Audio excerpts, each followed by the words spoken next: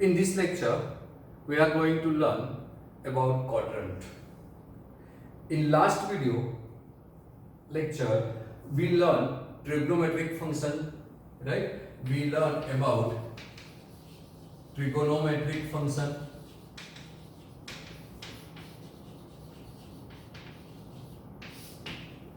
right? And in trigonometric function, we learn about T point, trigonometric point. That is, length of arc is x, then px, x coordinate of the point always represent a cos function and y coordinate of the point always represent a sine function. That is cos x, sin x, right? And using this, we learn about coordinatal angles. So using this everything, right? Now we have to define a quadrant, and you know quadrant, right? But we have to define them in radian measure. So suppose this is a unit circle, right? Center is origin, radius is 1 unit, x axis, x dash axis, y axis and y dash axis. This point is A 1 0, this point is A dash minus 1 0.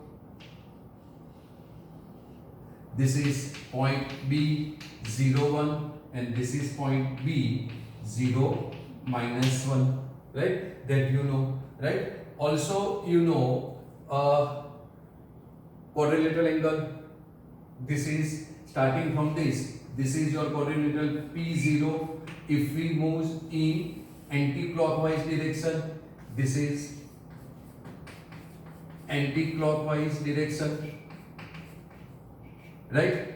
So because length of arc OP is 0, so this is trigonometric point P0, right? That is quadrilateral angle is 0. Now this is P pi by 2, right? पता चलता है ना? Suppose this point P is a main. Like suppose you are here at starting, so you covered distance 0, that is length of the arc, right? Now you come walking from here. आप चलते चलते चलते यहाँ आ गए, तो आपने कितना distance cover किया?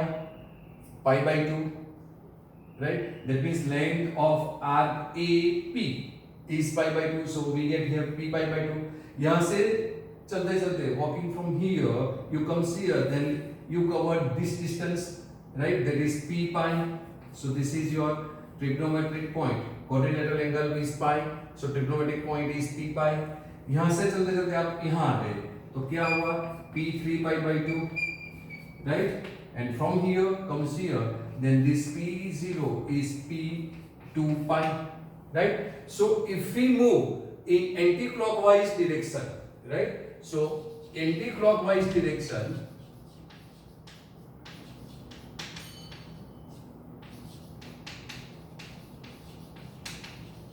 if you move in anti-clockwise direction, then this is your first quadrant that you know. This is first quadrant. In geometry, you learn this, right? This is called second quadrant. This is called third quadrant. And this is called a fourth quadrant. Now, first quadrant is from 0 to angle pi by 2. That is 0 less than x less than pi by 2 is your first quadrant. Or if you want to write in internal form, then or x belongs to open interval 0 to pi by 2. X belongs to open interval 0 to pi by 2, right? Then second quadrant is from B to B dash, or sorry, A dash. That is, you travel from here to here. That is P pi by 2 to P pi, trigonometric point. That is, angle is pi by 2 to pi. So if pi by 2 less than x less than pi is called a second quadrant. Is called a second quadrant, right? So or you can write here x belongs to pi by 2 to pi, x belongs to pi by 2 to pi. So this is your first quadrant, this is first quadrant, this is for second quadrant, right? Now third quadrant is pi to 3 pi by 2. So pi less than x less than 3 pi by 2. Either you can write x belongs to pi to 3 pi by 2. So this is called the third quadrant. So this is third quadrant. And for fourth quadrant,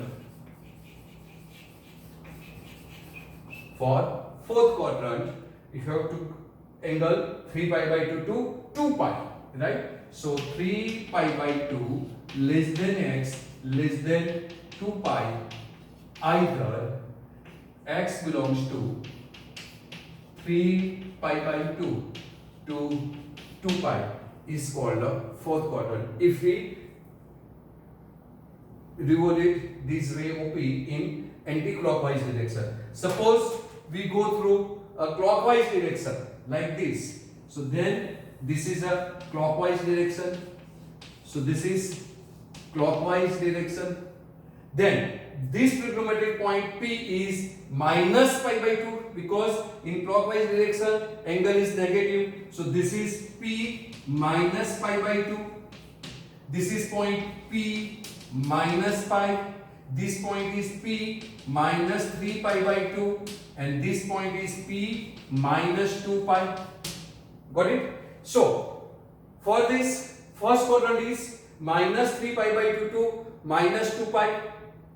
That is minus 2 pi to minus 3 pi by 2, because we have to move it from here. Minus pi by 2 to 0 is your fourth quadrant. So fourth quadrant is minus pi by 2 to 0. So fourth quadrant, I am writing only this angle. I am not writing the inequality form. So x belongs to, here fourth quadrant is minus pi by 2 to 0. If we move in this direction, then this is minus pi by 2 to 0 is fourth quadrant. Third quadrant is minus pi to minus pi by 2. So third quadrant, x belongs to minus pi to minus pi by 2. Right? Second quadrant, minus 3 pi by 2 to minus pi. Right? So what do you get here? Minus this. Fourth quadrant is minus pi by 2 to 0. Then third quadrant is minus pi to minus pi by 2. Then second quadrant is minus 2 pi to minus pi. So x belongs to here minus 3 pi by 2 to minus pi, and first quadrant belongs to minus 2 pi to minus 3 pi by 2. So minus 2 pi to minus 3 pi by 2, that is your first quadrant. And if you want to write in inequality form, then this is minus 2 pi less than x less than minus 3 pi by 2, right? So if you want, then this minus 2 pi less than x less than minus 3 pi by 2. If you want to write this in inequality form, then this is minus 3 pi by 2 is less than x is less than minus pi, or, right? So another form.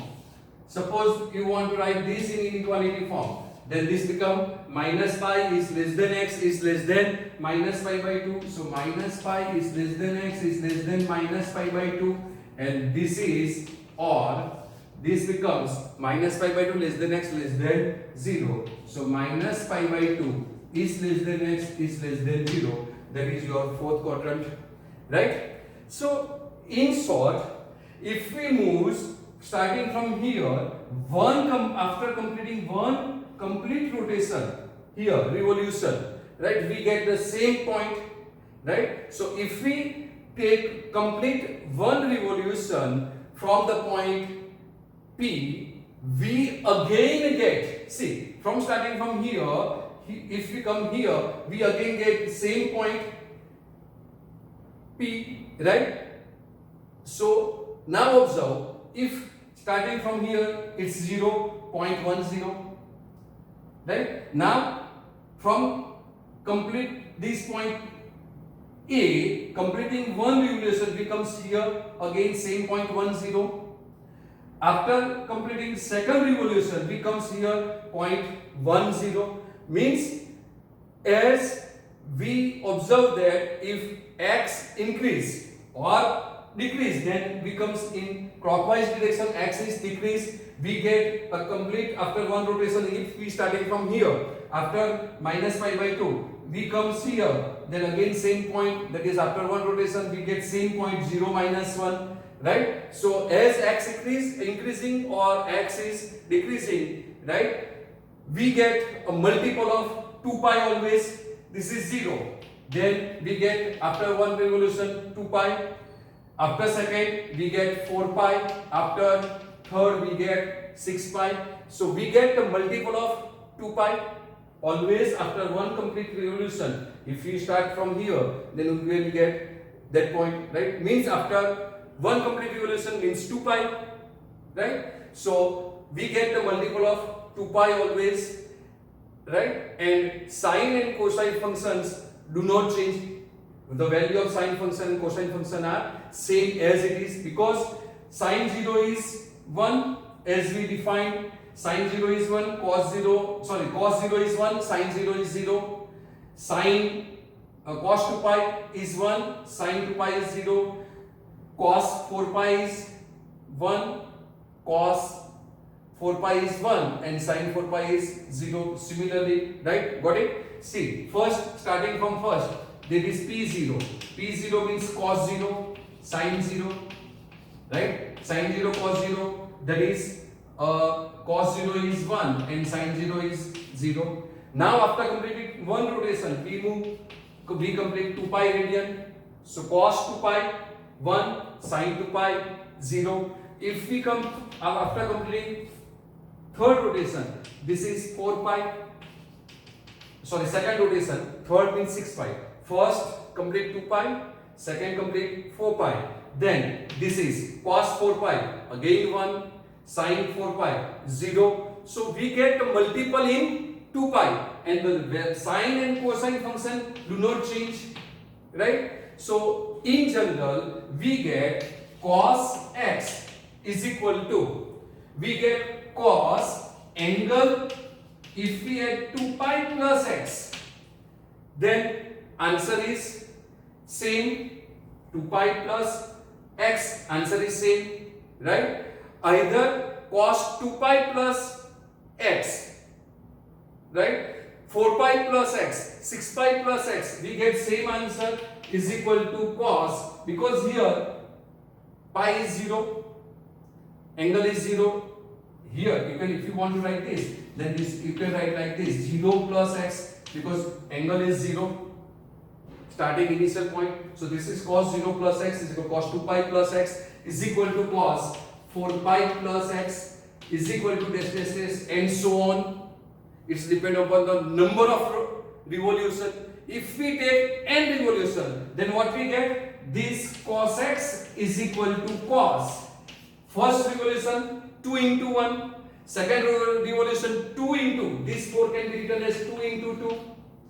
In third rotation, we can write 6 pi here, cos 6 pi plus x. So this is 2 into 3.